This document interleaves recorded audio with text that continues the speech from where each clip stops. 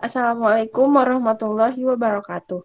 Perkenalkan, kami dari kelompok 2 yang beranggotakan Tresna Gunawan, Neng Salwa Hurnisa, Muhammad Zulfan Maulana Aldiansa, Sinar Agusta, Muhammad Dizik Iskandar Putra, dengan mata kuliah Jaringan Komputer dan Keamanan Informasi dengan dosen pengampu Bapak Hermanto MKOM.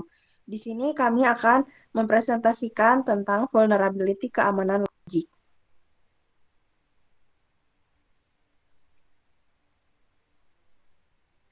Vulnerability keamanan logik adalah sebuah pendekatan yang digunakan untuk pengelolaan keamanan, khususnya untuk memastikan sistem, perangkat, atau infrastruktur dapat diandalkan dan tetap aman. Mengelola kerentanan untuk memastikan keamanan. Keamanan sistem tergantung pada kemampuan untuk mendeteksi dan mengelola kerentanan. Logika keamanan membantu memahami dan mengurangi risiko dari kerentanan. Vulnerability keamanan atau kerentanan keamanan atau juga pintu masuk bagi keamanan cyber. Kerentanan keamanan adalah kelemahan atau celah dalam sistem, aplikasi, atau jaringan yang dapat dieksploitasi oleh pihak yang tidak berwenang untuk mendapatkan akses yang tidak sah, merusak data, atau mengganggu layanan. Sederhananya, ini seperti lubang pada tembok yang memungkinkan pencuri masuk ke rumah Anda. Slide selanjutnya akan dibacakan oleh rekan saya.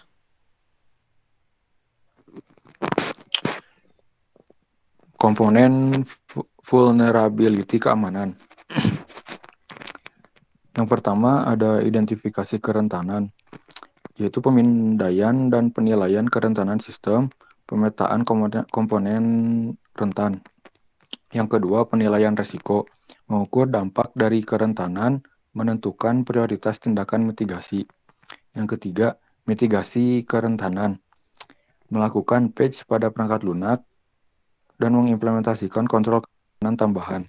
Yang keempat, pemantauan kerentanan, menyusun laporan kerentanan secara berkala dan sistem notifikasi untuk kerentanan baru. Yang kelima, validasi keamanan, peninjauan ulang untuk memastikan kerentanan sudah diatasi. Selanjutnya, identifikasi kerentanan. Identifikasi kerentanan keamanan adalah proses sistematis untuk menemukan dan mengevaluasi kelemahan atau celah dalam sistem, aplikasi, atau jaringan. Dengan mengidentifikasi kerentanan ini, kita dapat mengambil langkah-langkah untuk memperbaikinya sebelum dimanfaatkan oleh pihak yang tidak bertanggung jawab. Langkah-langkahnya yaitu, pertama, menggunakan alat pemindai kerentanan. Yang kedua, menyusun daftar aset kritis. Yang ketiga, menentukan jenis kerentanan yang ada, seperti fisik, teknis, atau administratif. Selanjutnya, hasil yang diharapkan. Yang pertama, dokumentasi lengkap kerentanan sistem. Yang kedua, prioritas tindakan pengamanan. Selanjutnya, penilaian resiko. Yang pertama ada tujuan, menilai sejauh mana kerentanan dapat mempengaruhi sistem dan mengidentifikasi ancaman yang paling kritis.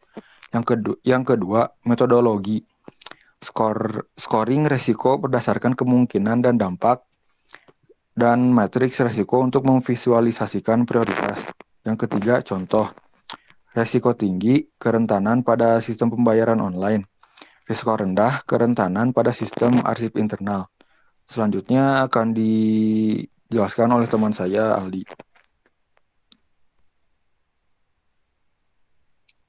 Oke, baik. Terima kasih sebelumnya untuk Sinar telah memberikan saya kesempatan untuk mempresentasikan.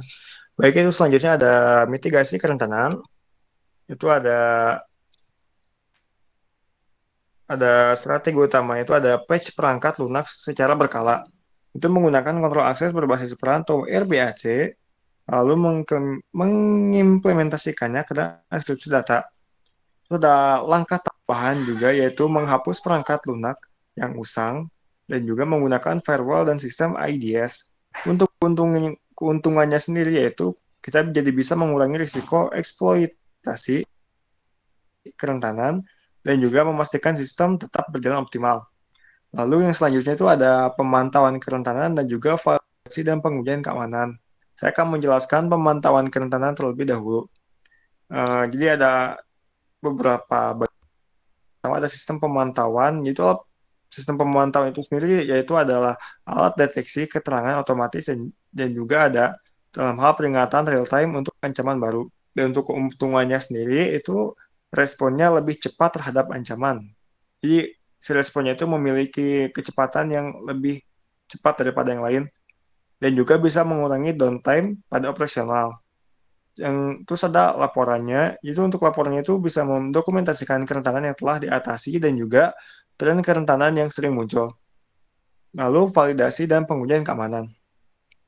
Memastikan semua kerentanan telah dikelola dengan benar dengan metode pengujian dengan menggunakan metode penetrating testing untuk memverifikasi perbaikan dan juga simulasi serangan untuk menguji kesiapan pada sistem.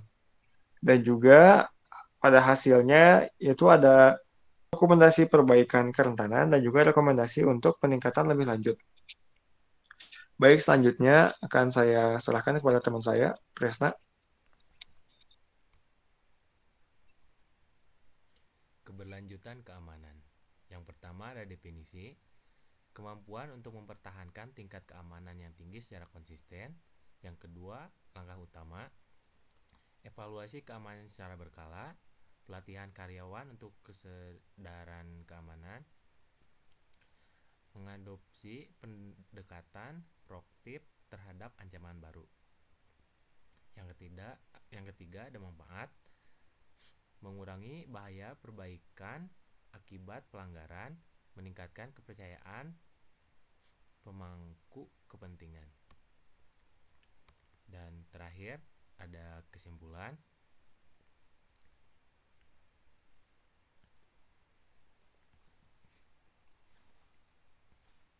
Kesimpulannya adalah kerentanan keamanan logika merupakan kelemahan pada sistem yang timbul akibat kesalahan dalam perancangan atau pengimplementasian logika sistem itu sendiri.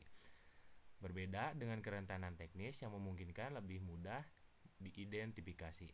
Kerentanan logika seringkali lebih sulit ditemukan karena melibatkan celah dalam alur pikir atau proses pengambilan keputusan dalam sistem. Baik, cukup sekian presentasi dari kelompok kami.